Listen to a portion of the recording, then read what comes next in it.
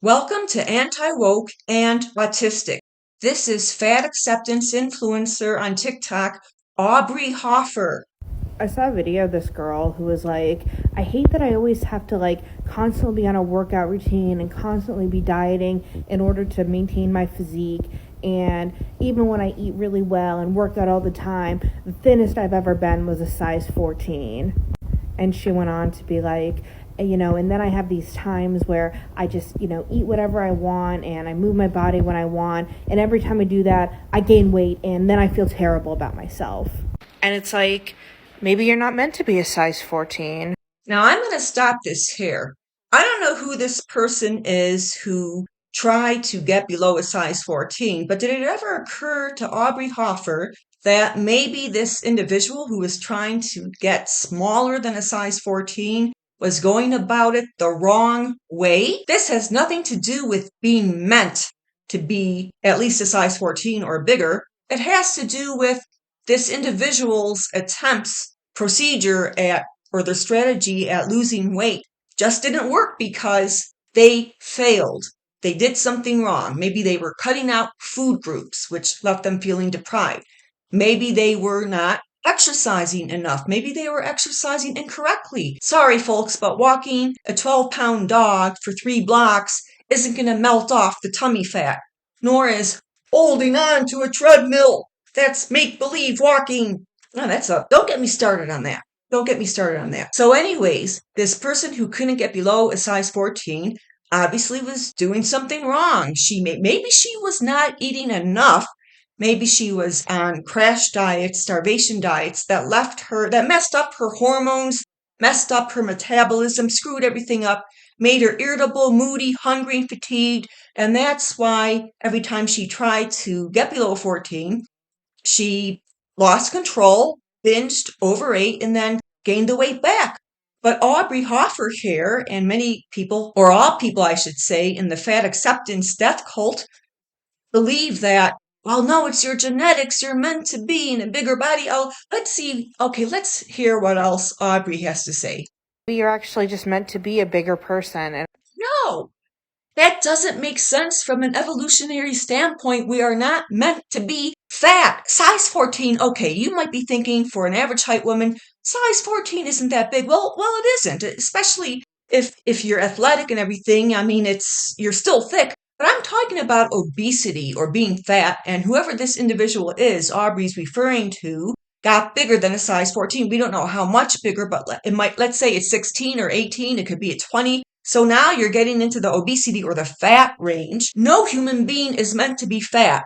It doesn't make sense from an evolutionary standpoint. Think about it. If some people were meant to be fat, the human species wouldn't have survived very well in the harsh northern elements where you had to be fast, quick on your feet. You had to be able to walk for miles and miles every day, often carrying things. Same thing with hotter climates, more tropical climates, or like in the African savannas, you had to migrate and walk and be nomadic, just like animals. It was all about survival. You had to hunt, you had to forage for food. If you're fat, you're not going to be able to keep up with the rest of the people in your group or tribe or whatever you want to call it. You're not going to be able to keep up with them. It's like a wounded animal. Think of a herd of animals, all right, like zebra, impala, wolves, gazelles, buffalo, and one gets sick or injured. I shouldn't say sick, but injured, all right? They have a wounded leg. There's no herd of animals known to mankind that's gonna stop and wait for that injured animal to heal. Instead, they're going to move on. There are exceptions, okay? There could be exceptions. I believe that an elephant herd will wait around. They'll stick around for a little bit. If another elephant is injured, they'll stick around a little bit. Maybe there are lower primates who will stick around, but lower primates, they don't tend to migrate and travel miles every day. They stay in the forest, in the jungle, so those don't count. But I'm talking about animals that travel many miles a day, and they just migrate. If one gets injured or in some way is physically incapacitated, okay, it could be an injury, an infection, whatever it is, they're physically incapacitated and it slows them down. They don't have the stamina and energy they're supposed to. The rest of the herd isn't going to wait for them. They're going to move on. That's probably what would have happened with humans too, even though humans have a higher level of thinking and they have more empathy and compassion. They just have a higher level of brain activity than other animals. But when it comes to survival, if a tribe of people have to move on, they're not all going to wait around for this guy here to get better. He has a broken leg. Think about it. There's something physically incapacitating about him or her back then. And I'm talking about ancient man now. I'm not talking about today where we have medical supplies, we have medical knowledge, and we're going to stick around and help that guy with a broken leg. I'm talking about primitive man. They probably all moved on. Doesn't matter what the cause of the incapacitation is. So let's suppose the incapacitation was obesity. Okay, we have this 250-pound or 300-pound woman or a 300-pound man and everybody else is lean.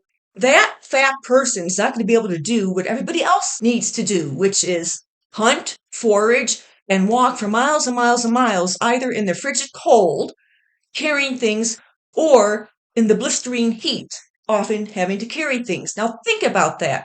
It doesn't make sense, and I know I sound like a broken record, but it doesn't make sense to say that some people were meant to be big. It just does not make sense. And by the way, don't say big boned. To date, no skeleton, no human skeleton has been unearthed that has big bones. Humans don't have big bones. Dinosaurs have big bones. And if you feel bad about yourself when you are a bigger person, maybe you need to reflect why that is. Because if you're eating in a way and moving in a way that makes you feel good and you gain weight, what's the problem? Okay, you shouldn't feel so bad about yourself if you're fat. I'm not going to say a bigger person. I'm going to say fat. You shouldn't feel so bad about yourself that it impacts your ability to have relationships or to make friends or to seek out employment or hold a job and live a self-sufficient, independent life, all right? But if you're stuffing yourself every day, if you're self-harming with food, if food is your drug, you should feel bad enough to motivate yourself to do something about it instead of quitting like the fat acceptance cult. You don't want to quit. Aubrey Hoffer and other fat acceptance cult members think that accepting yourself as a fat person, accepting your obesity is a form of liberation, a form of freedom, a form of improving your self-worth, a form of improving your character, a form of becoming a better person. No, it's not. It's quitting.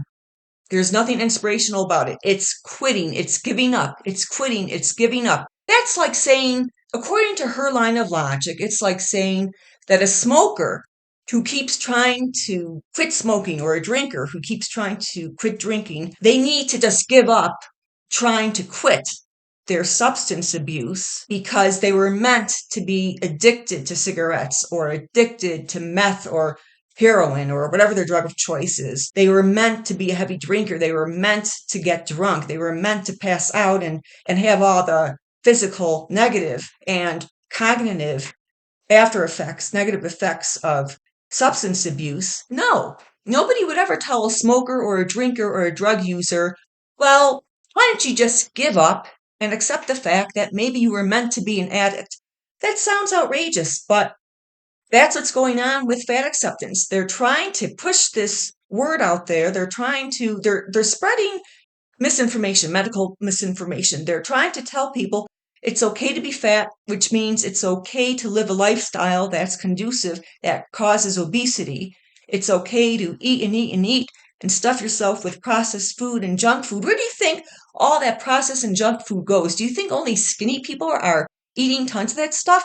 You can't get fat with only a small amount of food every day because if you believe you can, if you yourself are fat and you've convinced yourself that you stay fat even if you hardly eat, then why don't you donate your genetics or have scientists study your genetics to find out why you're immune to starvation?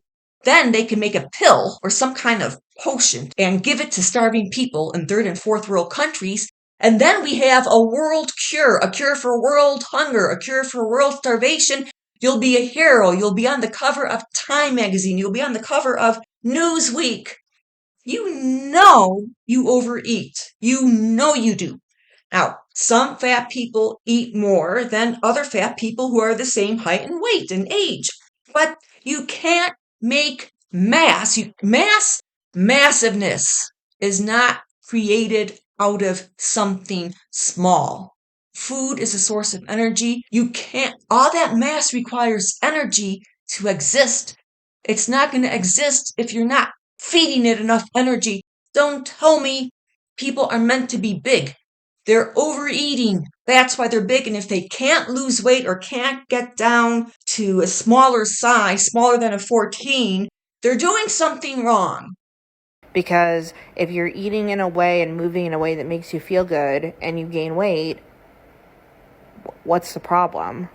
Ask your doctor what the problem is. I'm not going to go into details. Ask your problem. Go to the CDC, go to googlescholar.com, and just do a search on the health effects or the health consequences of obesity, and you're going to find out what the problem is. But there is a big problem if you quit and decide it's okay to be fat. That's like, do you know somebody who smokes or drinks too much, who's an alcoholic?